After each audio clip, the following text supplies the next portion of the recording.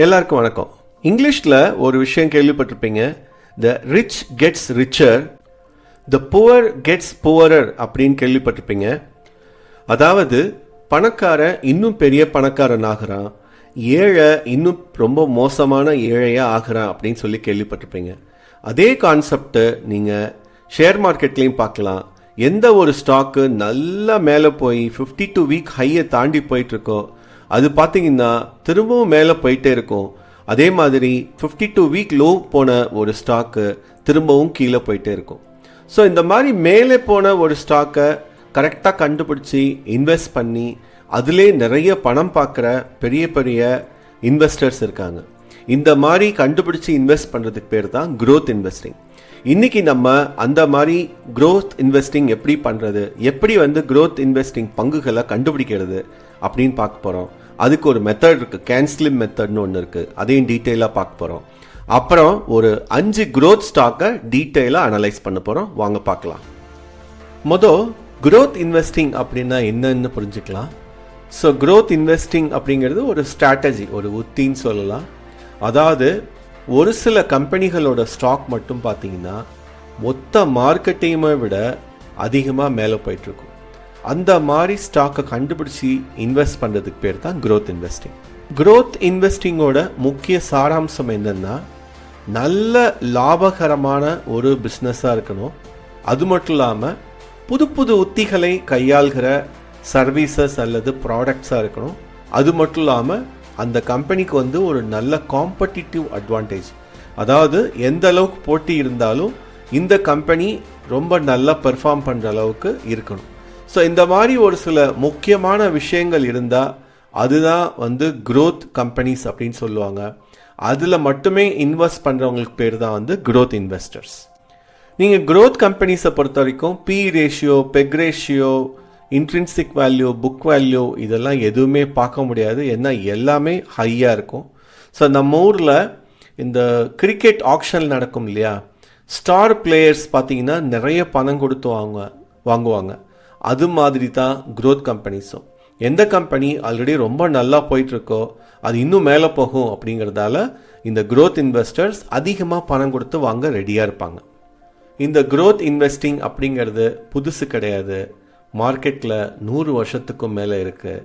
ஆனால் அதை பர்டிகுலராக கேன்ஸ்லிம் அப்படின்னு சொல்லி ஒரு 7 க்ரைட்டீரியா வச்சு ஒரு மெத்தடாக பண்ணவர் வில்லியம் ஓனில். ஸோ இவரோட இந்த கேன்ஸ்லிம்மை பற்றி தான் நம்ம டீட்டெயிலாக பார்க்க போகிறோம். அப்புறம் இந்த மெத்தடை ஃபாலோ பண்ணி ஒரு 10 ஸ்டாக் கண்டுபிடிக்க போகிறோம். இது என்ன பேர் கேன்ஸ்லிம் அப்படின்னு சொல்லி ஏதோ எக்ஸசைஸ் பண்ணி இழைக்கிற மாதிரி ஒரு பேர் மாதிரி இருக்கே அப்படின்னு பார்க்காதீங்க. ஸோ கேன்ஸ்லிம் அப்படிங்கிறது 7 விதமான க்ரைட்டீரியாவை ஒன்று சேர்த்து அந்த அப்ரிவியேஷன் தான் கேன்ஸ்லிம்.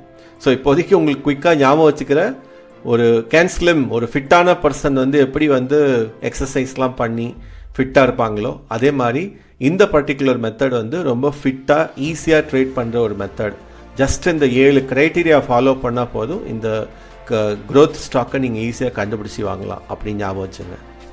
இந்த கேன்ஸ்லிமில் சி அப்படிங்கிற ஃபஸ்ட்டு லெட்டருக்கு அர்த்தம் கரண்ட் ஏர்னிங்ஸ், அதாவது இப்போ உள்ள வருமானம் எப்படி இருக்குது.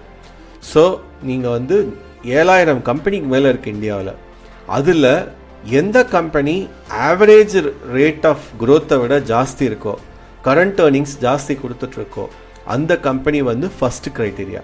அதை டிக் பண்ணாலே போதும். அதுலேருந்து ஃபில்டர் ஆகி எந்தெந்த கம்பெனிலாம் குவார்ட்டர் பை குவார்ட்டர் நல்ல ஸ்ட்ராங்கான வருமானம் இருக்கோ அதை நம்ம செலக்ட் பண்ணணும். அதுதான் C stands for current earnings. அடுத்த லெட்டர் ஏ, அது என்னன்னா ஆனுவல் ஏர்னிங்ஸ். கரண்ட் ஏர்னிங்ஸ் மாதிரியே வருஷம் வருமானத்தோட க்ரோத் எப்படி இருக்குது அது நம்ம ஈஸியாக கண்டுபிடிக்கலாம். ஸோ வருமானம் ஒரு 25% மேலே 3 வருஷம் தொடர்ந்து இருந்தால் அந்த ஸ்டாக்லாம் பொறுக்க வேண்டியது. ஸோ அதுதான் annuals earning growth, A in CANSLIM. அடுத்ததா N stands for new products or services. அதாவது எந்த ஒரு கம்பெனி புதுசாக ப்ராடக்ட் அல்லது சேவைகள் அது மாதிரி தொடர்ந்து கொடுத்துக்கிட்டே இருக்காங்களோ அந்த மாதிரி கம்பெனியாக பார்க்கணும். இப்போ ஃபார் எக்ஸாம்பிள் டைட்டன் அப்படிங்கிற கம்பெனி, டாட்டாவோட கம்பெனி, அவங்க பார்த்தீங்கன்னா முக்கியமாக இந்த தங்க வியாபாரம் மட்டும் இல்லாமல் நிறைய வாட்சு, அதுக்கப்புறம் வந்து சன்கிளாஸஸ்ஸு, அது மாதிரி கியர் அப்படின்னு சொல்லுவாங்க, பர்சனல் கியர், அது மாதிரி நிறைய ப்ராடக்ட்ஸ் புதுசாக ஏதாவது வந்து யோசித்து நல்ல மார்க்கெட்டுக்கு தொடர்ந்து கொடுத்துக்கிட்டே இருப்பாங்க. ஸோ இந்த மாதிரி கம்பெனிகள் என்னாகும், இந்த கேட்டகரியில் வரும், நியூ ப்ராடக்ட்ஸ் தொடர்ந்து கொடுத்துட்ருக்காங்க அப்படின்னு.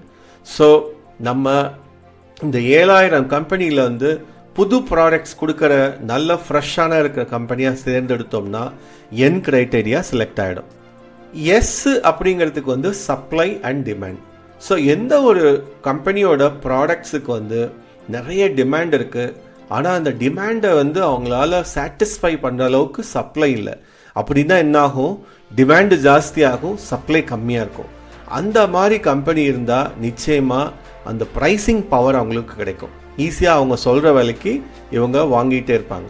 ஸோ அந்த மாதிரி கம்பெனி கண்டுபிடிச்சாலே போதும், இந்த எஸ் க்ரைட்டீரியா செலக்ட் ஆகிடும். அடுத்ததாக எல் ஸ்டாண்ட்ஸ் ஃபார் லீடர். அதாவது அதுதான் வந்து தலையாக இருக்கணும், தலைவராக இருக்கணும், எந்த ஏரியாவில் அந்த கம்பெனி ஒர்க் பண்ணுறாங்களோ அப்படி. ஸோ இப்போ பார்த்தீங்கன்னா நம்ம டியோபோலிஸ் அப்படின்னு சொல்லி பார்த்தோம். ஃபோனை பொறுத்த வரைக்கும், அதாவது ஃபோன் நெட்வொர்க்கை பொறுத்த வரைக்கும் ரிலையன்ஸ் ஜியோ, பாரதி ஏர்டெல் தான் வந்து டியோபோலிஸ் அப்படின்னு பார்த்தோம். அதே மாதிரி பிஸ்கெட்டில் வந்து பிரிட்டானியா மட்டும்தான் பார்த்தோம். ஸோ இந்த மாதிரி அவங்க பர்டிகுலர் ப்ராடக்டில் லீடராக இருக்கிற கம்பெனிஸை நம்ம எடுத்தோம்னா இந்த எல் கேட்டகரி அல்லது க்ரைட்டீரியா சாட்டிஸ்ஃபை ஆகிடும். இந்த இன்ஸ்டிடியூஷனல் இன்வெஸ்டர்ஸ் அப்படின்னு சொல்லுவாங்க இல்லையா, டிஐஐ, எஃப்ஐஐ, அதாவது இந்தியாவில் இருக்கிற மியூச்சுவல் ஃபண்ட் ஆர்கனைசேஷன், அப்புறம் பெரிய பெரிய கம்பெனிஸ், அதே மாதிரி ஃபாரினில் இருக்கிற மியூச்சுவல் ஃபண்ட் ஆர்கனைசேஷன்ஸ், இவங்கெல்லாம் வந்து என்ன பண்ணுவாங்கன்னா பெரிய ரிசர்ச் டீம் வச்சுருப்பாங்க. நமக்கு தெரியாத இன்ஃபர்மேஷன் கூட, சின்ன இன்வெஸ்டர்ஸ்க்கு தெரியாத இன்ஃபர்மேஷன் இவங்களுக்கு முதவே தெரிஞ்சிருக்கும். அதனால் இந்த இன்ஸ்டிடியூஷனல் இன்வெஸ்டர்ஸ் வந்து எந்த கம்பெனிஸை வாங்குறாங்களோ அது நிச்சயமாக மேலே போய்கிட்டே இருக்கும். அதனால வந்து ஐ ஸ்டாண்ட்ஸ் ஃபார் இன்ஸ்டிடியூஷனல் சப்போர்ட் அல்லது ஸ்பான்சர்ஷிப். அப்புறம் முக்கியமாக மார்க்கெட்டோட டைரக்ஷன். அதாவது எப்படி வந்து மார்க்கெட் தொடர்ந்து மேலே போயிட்டுருக்கோ அதே மாதிரி இந்த செலக்ட் பண்ணுற கம்பெனி இந்த பார்த்த 6 விதமான க்ரைட்டீரியாவும் கன்ஃபார்ம் ஆனாலும் மார்க்கெட் டைரக்ஷனுக்கு ஆப்போசிட்டாக போகுதுன்னா அப்போ அந்த ஸ்டாக்கை வாங்கக்கூடாது. எப்போ மார்க்கெட்டும் பாசிட்டிவாக இருக்கோ, ஸ்டாக்கும் பாசிட்டிவாக போயிட்டுருக்கோ, மற்ற எல்லா ஃபேக்டரும் வந்து கரெக்டாக மேட்ச் ஆச்சுன்னா அப்போ வந்து அந்த ஸ்டாக் வந்து க்ரோத் ஸ்டாக் வாங்கலாம். ஸோ மார்க்கெட்டுக்கு எதிர்நீச்சல் போடக்கூடாது, மார்க்கெட் எப்படி போகுதோ அதே மாதிரி போகணும் அப்படிங்கிறத வந்து மார்க்கெட் டைரக்ஷன். ஸோ இது எல்லாத்தையும் ஒட்டுமொத்தமாக ஒரு ஃபார்முலாவாக ஆக்கி பார்த்தோம்னா நம்மால் ஈஸியாக க்ரோத் இன்வெஸ்டிங் பண்ண முடியும். ஸோ அப்படி பார்த்தா கரண்ட் ஏர்னிங்ஸ், அது வந்து ஏர்னிங் பர் ஷேர் அப்படின்னு நம்ம முன்னாடியே நிறைய வாட்டி கேள்விப்பட்டிருப்போம். அந்த மாதிரி இபிஎஸ் அப்படிங்கிறது வந்து 25% மேலே இருந்தால் கரண்ட் ஏர்னிங்ஸுங்கிற க்ரைட்டீரியா சாட்டிஸ்ஃபை ஆகிடும். அதே மாதிரி வருஷம் இருக்கிற ஆனுவல் ஏர்னிங்ஸ் பார்த்திங்கன்னா 25-50%. அப்புறம் இந்த நியூ ப்ராடக்ட் அல்லது நியூ ஃபேக்டர் என்ன வேணாலும் இருக்கலாம், புது தலைமையாக இருக்கலாம், அதாவது மேனேஜ்மெண்ட் மாறி இருக்கலாம், இல்லை ஏதாவது புதுசாக வந்து பொருட்களை அல்லது சர்வீசஸை அவங்க வந்து இன்ட்ரடியூஸ் பண்ணலாம். அது மட்டும் இல்லாமல் அந்த டெக்னிக்கல் ஃபேக்டர்ஸ் ஒரு 2 இருக்குது. அதாவது சப்ளை அண்ட் டிமாண்ட் எப்படி பார்க்குறதுன்னா நிறைய வால்யூம் இருக்கணும். அதாவது அந்த ஸ்டாக் வந்து சடனாக நிறைய பேர் இன்ட்ரெஸ்ட் காட்டி வால்யூமோட ட்ரேட் ஆகிட்டு இருந்தால் அது ஓகே. அதுக்கப்புறம் ரிலேட்டிவ் ஸ்ட்ரென்த் அப்படின்னு சொல்லி ஒன்று இருக்குது, ரிலேட்டிவ் ப்ரைஸ் ஸ்ட்ரென்த் அப்படின்னு சொல்லுவாங்க, அல்லது ரிலேட்டிவ் ஸ்ட்ரென்த். இது வந்து ஒரு 52 வீக் ஹை, ஒரு பர்டிகுலர் ஸ்டாக் வந்து ஒரு வருஷத்தில் இல்லாத அளவுக்கு மேலே போயிருக்குன்னா அதுதான் வந்து 52 வீக் ஹை. ஸோ அந்த மாதிரி இருந்தாலும் இது வந்து சாட்டிஸ்ஃபை ஆகும்.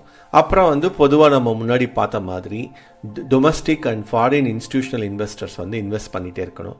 அஃப்கோர்ஸ் வந்து இந்த ஸ்டாக் வந்து மார்க்கெட்டும் மேலே போயிட்டுருக்கணும், இதுவும் மேலே போயிட்டுருக்கணும்.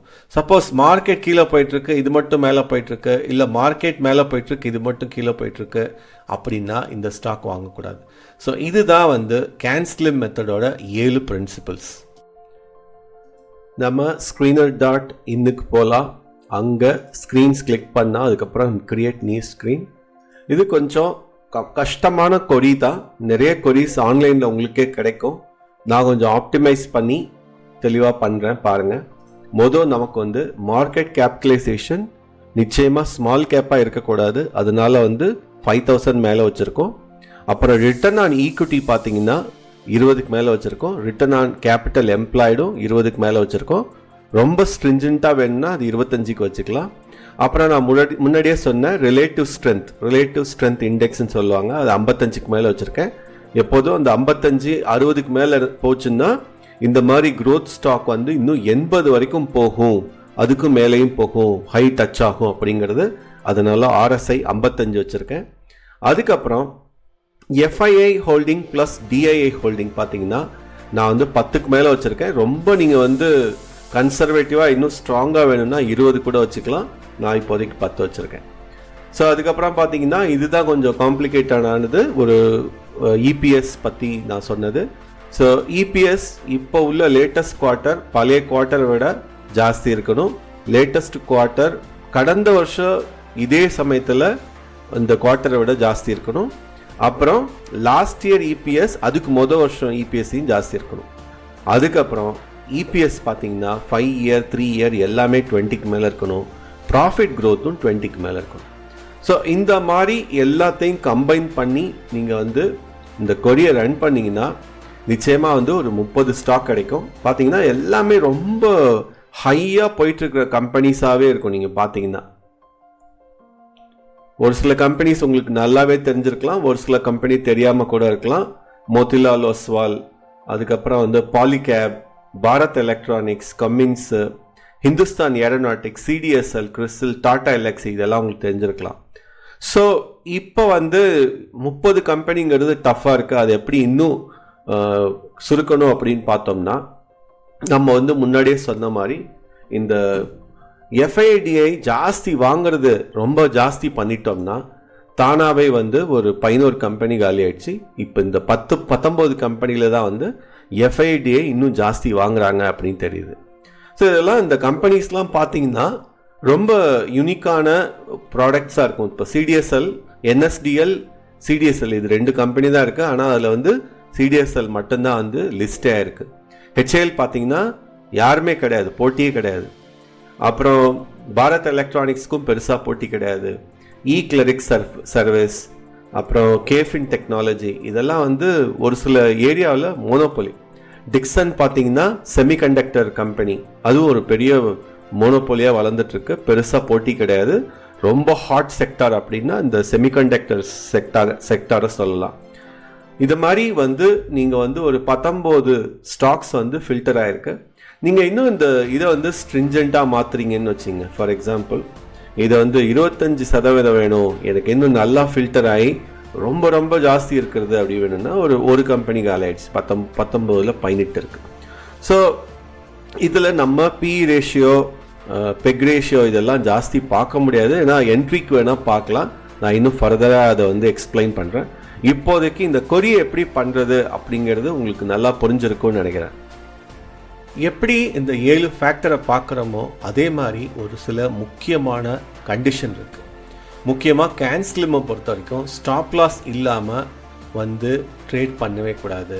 முக்கியமாக 7-8% வந்து இது எல்லாமே பார்த்து நல்லா இருந்து வந்து லாஸ் ஆயிடுச்சுன்னா அந்த ஸ்டாக்லேருந்து வெளியில் வந்துடணும். அதுதான் வந்து முக்கியமான ஒரு விஷயம். அதுக்கப்புறம் ப்ராஃபிட் வந்து ஒரு 20-25% வந்து ப்ராஃபிட் வந்துடுச்சுன்னா அந்த ஸ்டாக்லேருந்து வெளியில் வந்துடணும். ஸோ ஒரு சில சமயங்களில் என்ன ஆகும், அந்த ரிலேட்டிவ் ஸ்ட்ரென்த் வந்து ரொம்ப ஸ்ட்ராங்காக இருக்கும், வால்யூமும் தொடர்ந்து மேலே போயிட்டுருக்கும். அப்போ மட்டும்தான் 20-25% மேலே ப்ராஃபிட் போனாலும் வெயிட் பண்ணுவாங்க. மற்றபடி என்ட்ரி எக்ஸிட் அப்படிங்கிறத க்ரோத் இன்வெஸ்டிங்கில் முன்னாடியே ரொம்ப கிளியராக டிசைட் பண்ணிடுவாங்க. க்ரோத் இன்வெஸ்டர்ஸ் வந்து பொதுவாக ரொம்ப நாள்லாம் வச்சுக்க மாட்டாங்க. இது அப்படியே வந்து வேல்யூ இன்வெஸ்டிங்க்கு வந்து ஆப்போசிட்டானது. வேல்யூ இன்வெஸ்டிங்கில் எந்த ஒரு ஸ்டாக் இன்ட்ரின்சிக் வேல்யூ ஜாஸ்தி இருந்து விலை கம்மியாக இருக்கும் அப்போ தான் வாங்குவாங்க. ஆனால் க்ரோத் இன்வெஸ்டிங்கில் எந்த ஒரு ஸ்டாக் மற்ற எல்லாத்தையும் விட மேலே போயிட்டுருக்கோம், 52 வாரம் அதிகமாக மேலே போயிட்டுருக்கோம், இன்னும் அதிகமாக மேலே போகும் அப்படின்னு சொல்லிட்டு தான் வாங்குவாங்க. அப்புறம் முக்கியமாக ஒரு தம்புரூல் என்னென்னா 5 ஸ்டாக் தான் வந்து 5 கம்பெனி ஸ்டாக்ஸ் தான் வந்து இவங்க வச்சுக்குவாங்க. இல்லைன்னா மேக்ஸிமம் ஒரு 10, அதுக்கு மேலே வச்சுக்க மாட்டாங்க. ஆனால் இதே வேல்யூ இன்வெஸ்டிங்கில் 20-25 கம்பெனியாவது இருக்கணும் அப்படின்னு எதிர்பார்ப்பாங்க. இதில் பொறுத்த வரைக்கும் எல்லாமே வந்து ஃபோக்கஸ்ட் இன்வெஸ்ட்மெண்ட்டு. வேல்யூ இன்வெஸ்டிங்கில் மாதிரி டைவர்சிஃபிகேஷனே இருக்காது. அதே மாதிரி கிளியராக ப்ராஃபிட் புக்கிங் பண்ணிகிட்டே இருக்கணும். 20-25% வந்தால் ப்ராஃபிட் புக் பண்ணிடணும். அதே மாதிரி 7-8 லாஸ் ஆனால் உடனே வெளில வந்துடணும். ஸோ இதெல்லாம் தான் வந்து இந்த கேன்ஸ்லிம் மெத்தடில் ஃபாலோ பண்ணி growth இன்வெஸ்டிங் பண்ணுறதோட முக்கியமான கண்டிஷன்ஸ். நம்ம ஃபஸ்ட்டு பார்க்க போகிற growth stock CAMS services, computer asset management services அப்படிங்கிறதோட ஷார்ட் ஃபார்ம் தான் கேம்ஸ். ஸோ இது வந்து பார்த்திங்கன்னா எல்லா விதமான மியூச்சுவல் ஃபண்ட், அப்புறம் வந்து இந்த ஸ்டாக் புரோக்கிங், அதோட டீட்டெயில்ஸ் எல்லாமே வந்து கேஒய்சி பண்ணுறதுலேருந்து எல்லாமே வந்து இவங்க கிட்ட தான் இருக்குது. ஸோ உங்களோட மார்க்கெட் ஷேர் ரொம்ப அதிகம். இதோட ஃபண்டமெண்டல்ஸ் பை நம்பர்ஸ் நீங்கள் பெருசாக பார்க்க முடியாது. இபிஎஸ் வேணால் பார்க்கலாம். 81 பி ரேஷியோ, பெக் ரேஷியோ எல்லாம் வந்து இந்த growth ஸ்டாக்குக்கு வந்து அப்ளிகபிளே கிடையாதுன்னு சொல்லலாம். ஏன்னா வந்து எல்லாமே நீங்கள் வேல்யூ ஸ்டாக்குக்கும் இதுக்கும் உள்ள பெரிய டிஃப்ரென்ஸே இதுதான். கேம்ஸ் அப்படிங்கிற இந்த கம்பெனி மார்க்கெட் லீடர். ஏன்னா வந்து இதோட மார்க்கெட் ஷேர் பார்த்தீங்கன்னா 69%. எல்லா விதமான கேஒய்சி இதில் வந்து ஏஐ பவர்டாகவே இருக்குது. கேஒய்சிக்கு வந்து இதுதான் வந்து ரொம்ப பெரிய கம்பெனி. மியூச்சுவல் ஃபண்டாக இருந்தாலும் சரி, அப்புறம் அந்த யூபிஐ ஆட்டோபே அப்படிங்கிறது வந்து இதோட மார்க்கெட் ஷேர் 50% இருக்குது. கிட்டத்தட்ட வந்து இதோட மேனேஜ் பண்ணுற ஏஎம் பார்த்தீங்கன்னா 2 ட்ரில்லியன் ருபீஸ் இருக்கும். அப்புறம் வந்து 400 ஃபண்டுக்கு மேலே மியூச்சுவல் ஃபண்டாக இருந்தாலும் சரி, பிஎம்எஸ் ஃபண்டாக இருந்தாலும் சரி, இவங்களாம் வந்து இவங்களோட கிளைண்ட். ஸோ இது வந்து ஒரு பெரிய மோனோபோலின்னே சொல்லலாம் with this market share. BLS international அப்படிங்கிறது 2வது கம்பெனி. இது பார்த்தீங்கன்னா 475க்கு கிடைக்குது. கிட்டத்தட்ட இதோட ஹை க்ளோஸராக இருக்குது. அதனால் நிச்சயமாக அந்த 52 வீக் ஹையை டச் பண்ணுறதுக்கு அதிக வாய்ப்பு இருக்குது. அப்புறம் இதோட ஏர்னிங் பர் ஷேர் ரொம்ப பெருசாக இல்லை, 10. புக் வேல்யூ, இன்ட்ரென்சிக் இதெல்லாம் அந்த நம்பர்ஸ்லாம் நம்ம பார்க்க முடியாது. பெக் ரேஷியோ வேணால் கொஞ்சம் கம்மியாக இருக்குது. ஸோ இதோட முக்கியமான விஷயம் என்னென்னா, இது ஏன் வந்து ஒரு growth ஸ்டாக்காக இப்போதைக்கு இருக்குன்னா, இதுதான் வந்து எல்லா விதமான விசா, பாஸ்போர்ட் அப்ளை பண்ணி வேறு வேறு நாடுகளுக்கு வந்து விசா அப்ளை பண்ணணும்னா இந்த கம்பெனி தான் அதை ப்ராசஸ் பண்ணும். ஸோ இதோட மார்க்கெட் ஷேர் ரொம்ப அதிகம். ஸோ பிஎல்எஸ் இன்டர்நேஷ்னலோட இந்த கான்சுலேட் சர்வீஸ், விசா சர்வீஸ்ன்னு சொல்லுவோம் இல்லையா, அது வந்து 83% இருந்தது. இப்போ இதுக்கு முன்னாடியை விட கொஞ்சம் கம்மியாக இருக்குது. அது இதுக்கு மொதல் வந்து ஃபினான்சியர் 22ல் வந்து 89 இருந்தது. ஸோ கிட்டத்தட்ட 66 கண்ட்ரிக்கும் மேலே இதோட நெட்வொர்க் இருக்குது. 46 கவர்மெண்ட் கிளைண்ட்ஸ் இருக்காங்க. அப்புறம் இதோட எபிட்டாவோட growth பார்த்தீங்கன்னா ரீசெண்டாக ரொம்ப சூப்பராக இருக்குது, 71%. ஸோ இதோட மொனோபொலரினால தான் வந்து இது ஒரு பெரிய growth ஸ்டாக்காக இப்போதைக்கு இருக்குது. எல்டிஐ மைண்ட்ரி அப்படிங்கிறது எல்என்டி மைண்ட்ரிங்கிற கம்பெனியை வாங்கி மர்ஜானது. ஸோ இது பற்றி பேசணுன்னா டிஜிட்டல் ஃபர்ஸ்ட், அப்புறம் டிஜிட்டல் திங்கிங், டிசைன் திங்கிங், இந்த மாதிரி வந்து யூனிக் கான்செப்ட்ஸை வந்து ரொம்ப நல்லா ஃபோக்கஸ் பண்ணி இருக்கிற ஒரு ஐடி கம்பெனி. இதுலேயே நம்ம நம்பர்ஸ் படி ரொம்ப ஜாஸ்தி பார்க்க முடியாது, ஆனால் ஏர்னிங் பர் ஷேர் பார்த்தீங்கன்னா பட்டாஸ் கலப்புது. ஸோ இந்த கம்பெனி பார்த்தீங்கன்னா இந்த ஐடி ஹோல் ஐடி ஸ்கோப்லேயே வந்து ரொம்ப அதிகமாக மேலே போயிட்டுருக்கு. இதோட ஹையை வந்து கூடிய சீக்கிரம் அது டச் ஆகிடும்னு நினைக்கிறேன். அடுத்ததாக நம்ம பார்க்க போகிறது கேஃபின் டெக்னாலஜிஸ். ரொம்ப பட்டையை கிளப்பிட்டு இருக்க ஒரு கம்பெனி. இப்போதைக்கு வந்து 1230 ரேஞ்சில் கிடைக்குது. இதோட ஹை 1313, கூடிய சீக்கிரம் டச் பண்ணிடும். ஸோ இந்த மாதிரி கம்பெனிஸ், growth கம்பெனிஸ் முன்னாடியே சொன்ன மாதிரி 52 வீக் ஹை கிட்ட தான் இருக்கும். அது திரும்ப அதை கிராஸ் பண்ணி புது 52 வீக் ஹையை வந்து செட் பண்ணுங்கிறது தான் அதோட மோட்டோ. அப்புறம் பெக் ரேஷியோ கம்மியாக இருக்கிற ஒரு சில growth கம்பெனியில் இதுவும் ஒன்று. இப்போதைக்கு 1க்கு கீழே கிடைக்குது. தட் மீன்ஸ் ஒரு நல்ல என்ட்ரி பாயிண்ட் இருக்குன்னு அர்த்தம். ஸோ இந்த 1230 அப்படிங்கிற ரேஞ்சை வந்து பார்க்காம எதனால் வந்து இது மேலே போயிட்டுருக்கு அப்படிங்கிறத பார்க்கலாம். Mutual fund transaction, SIP transaction இதெல்லாம் எங்கேருந்து போகுது? இந்த கம்பெனி வழியாக தான். கேஃபின் டெக்னாலஜிஸ் தான் வந்து இதோட மார்க்கெட் ஷேர் பார்த்தீங்கன்னா 46%க்கும் மேலே. கிட்டத்தட்ட 46ல் 25 மியூச்சுவல் ஃபண்ட் கம்பெனிஸ் வந்து இந்த கேஃபின் டெக்கை நம்பி தான் இருக்காங்க. அது மட்டும் இல்லாமல் இதோட டிரான்சாக்ஷன்ஸ், ப்ரைவேட் ரிட்டையர்மெண்ட் ஸ்கீம் இதெல்லாம் வந்து மலேசியா, பிலிப்பைன்ஸ், சிங்கப்பூர், ஹாங்காங் இந்த மாதிரி நாடுகளுக்கும் வந்து இவங்க சர்வீஸ் ப்ரொவைட் பண்ணுறாங்க. இதனால தான் வந்து இது ஒரு நிஷ் பிளேயர், ஒரு ஆல்மோஸ்ட் மோனோபொலி. அதனால தான் வந்து இது ஒரு பெரிய growth கம்பெனியாக வளர்ந்து வந்துட்டுருக்கு. ஃபைனலாக 5வது கம்பெனி சூப்பரான மோத்திலால் ஒஸ்வால் ஃபினான்ஷியல் சர்வீசஸ். இதோட கரண்ட் ப்ரைஸ் கிட்டத்தட்ட 1000, கிட்டத்தட்ட அதோட ஆல் டைம் ஹை 1064 வந்து டச் பண்ணுறதுக்கு ரெடியாக இருக்குது. இதோட பி ரேஷியோ கம்மியாக இருக்குது. நம்ம பார்த்த growth ஸ்டாக்லேயே ரொம்ப சீப்பாக கிடைக்கிற ஒரு growth ஸ்டாக் அப்படின்னா இது தான் சொல்லலாம். ஏன்னா பெக் ரேஷியோ ரொம்ப கம்மி, 0.33 தான். பி ரேஷியோ வந்து ஆல்மோஸ்ட் இண்டஸ்ட்ரி பி லெவலில் இருக்குது. ஆனால் இதோட இபிஎஸ் அப்புறம் வந்து முக்கியமாக ஆர்ஓஇ ஆர்ஓசிலாம் பட்டே கலப்புது. டெட் வந்து பெருசாக கிடையாது. ஸோ இதோட முக்கியமான விஷயம் என்ன பண்ணுறாங்க அப்படின்னா, இந்த ஈக்விட்டி ஷேர் மார்க்கெட்டில் வந்து இந்த புரோக்கரேஜ் பண்ணுறது முக்கியமாக. அது மட்டும் இல்லாமல் நிறைய மியூச்சுவல் ஃபண்ட்ஸும் வந்து சேர்த்து இவங்ககிட்ட இருக்குது. ஸோ இவங்க வந்து நிறைய அட்வைசரி சர்வீசஸ் பண்ணுறது தான் வந்து கஸ்டமரை வந்து இழுக்கிறதுக்கு முக்கியமான ரீசன். ரொம்ப வருஷமாக இருக்கிறதால இவங்க சொல்கிற அட்வைசரி ரொம்ப நல்லா இருக்கும், ஸ்ட்ராங்காக இருக்கும் அப்படின்னு சொல்லி நிறைய கஸ்டமர்ஸ், லாங் டேர்ம் கஸ்டமர்ஸ், கிட்டத்தட்ட வந்து ஒரு 16 லட்சம் கஸ்டமர்ஸ் மேலே இந்தியாவில் இருக்காங்க. அவங்க வந்து இவங்க கொடுக்குற அட்வைசரியை மட்டுமே நம்பி ரொம்ப ஈஸியாக டெசிஷன் எடுக்க முடியுது அப்படிங்கிறது தான் இதோட பலம். ஒரு முக்கியமான காஷன், க்ரோத் கம்பெனிஸ் எல்லாமே ரொம்ப காஸ்ட்லியாக இருக்கும், இன்னும் மேலே போகும் அப்படிங்கிறத நம்பி அந்த ப்ரீமியம் ப்ரைஸ் பே பண்ண ட்ரை பண்ணுவோம். அதுக்கப்புறம் உடனே எக்ஸிட் ஆகிடுவோம். இதில் நிறைய ரூல்ஸ் அப்புறம் ரிசர்ச் ரொம்ப முக்கியம். அதனால் வந்து அவசரப்பட்டு ரொம்ப தெரிஞ்சிக்காமல் வாங்கி அதுக்கப்புறம் முழிக்காதீங்க. லாங் டேர்ம் ஹோல்டிங்க்கு இது ஒர்க் அவுட் ஆகும்னு சொல்ல முடியாது. ஒரு சில ஸ்டாக் ஒர்க் அவுட் ஆகும், ஒரு சில ஸ்டாக் ஒர்க் அவுட் ஆகாது. மார்க்கெட் வந்து மேலே போய்கிட்டே இருந்தால் மட்டும்தான் க்ரோத் இன்வெஸ்டிங் பண்ணணும். மற்ற டயத்தில் வந்து க்ரோத் இன்வெஸ்டர்ஸ் வந்து பணத்தை கையில் வச்சுட்டு சும்மா இருப்பாங்க. அதுதான் அதோட முக்கியமான காஷன். அது மட்டும் இல்லாமல் நான் சொல்லியிருக்கிற இந்த 5 ஸ்டாக்ஸ் வந்து ஜஸ்ட் வந்து ஒரு எக்ஸாம்பிள். ஒரு 30-40 ஸ்டாக்லேருந்து எப்படி ஃபில்டர் பண்ணி அதுலேருந்து எப்படி வந்து ஒரு 5 ஸ்டாக் நான் வந்து எடுத்தேன் அப்படிங்கிறத காமிக்கிறதுக்கு தான் நான் உங்களுக்கு சொல்லியிருக்கேன். அது நல்லா பார்த்து கற்றுக்குங்க. டைரெக்டாக உடனே ஃபாலோ பண்ணாதீங்க. இது வந்து நான் I'm not telling you to buy or sell. This is not a buy or sell recommendation. Thank you. இந்த வீடியோ உங்களுக்கு நிச்சயமாக பயனுள்ளதாக இருக்கும் நம்புகிறேன். அப்படி இருந்தால் லைக் பட்டனை கிளிக் பண்ணுங்கள். இன்னும் நீங்கள் சப்ஸ்கிரைப் பண்ணலைன்னா சப்ஸ்கிரைப் பண்ணுங்கள். அப்புறம் இந்த மாதிரி இன்ஃபர்மேஷன், எஜுகேஷன் சம்மந்தமாக இந்த வீடியோஸ்லாம் உங்கள் ஃப்ரெண்ட்ஸ் அண்ட் ரிலேட்டிவ்ஸ்க்கு ஷேர் பண்ணுங்கள். உங்கள் ஃபீட்பேக்கை கமெண்ட் செக்ஷனில் சொல்லுங்கள். நன்றி.